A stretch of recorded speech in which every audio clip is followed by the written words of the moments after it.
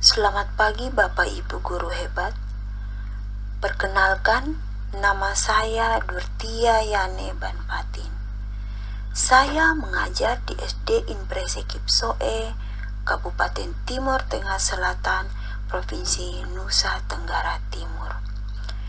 Di kesempatan kali ini, saya akan berbagi pengalaman dalam aksi nyata saya pada topik 2 tentang kurikulum merdeka. Bapak Ibu Guru hebat, apa itu kurikulum? Kurikulum adalah seperangkat rencana dan aturan mengenai tujuan, isi, dan bahan pelajaran serta cara yang digunakan sebagai pedoman penyelenggaraan kegiatan pembelajaran untuk mencapai tujuan pendidikan tertentu. Fungsi kurikulum adalah yang pertama, kurikulum merupakan alat untuk mencapai tujuan pendidikan. Fungsi yang kedua adalah kurikulum merupakan pedoman guru dan peserta didik agar terlaksana proses belajar mengajar dengan baik dalam rangka mencapai tujuan pendidikan. Bapak Ibu Guru hebat, mengapa kurikulum perlu diubah?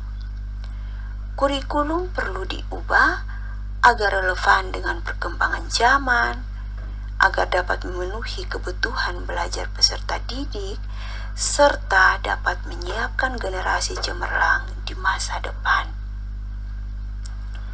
Lalu, mengapa kita perlu beradaptasi terhadap kurikulum?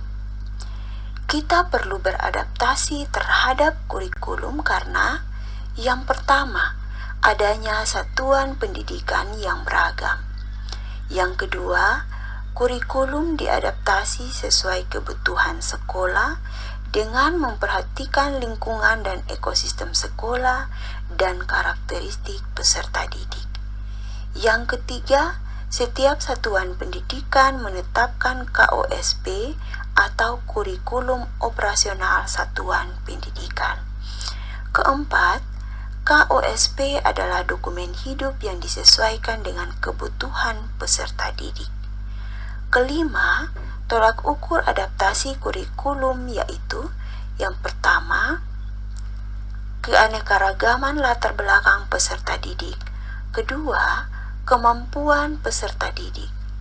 Dan yang terakhir atau yang keenam, tujuan adaptasi adalah memastikan setiap murid berkembang sesuai dengan kodratnya. Bapak Ibu Guru hebat, dengan demikian maka kesimpulan dari kurikulum merdeka adalah yang pertama, kurikulum perlu mengalami perubahan sesuai dengan perkembangan zaman. Yang kedua, kurikulum bersifat dinamis dan terus diadaptasi sesuai konteks dan kebutuhan peserta didik untuk membangun kompetensi sesuai masa kini dan masa yang akan datang.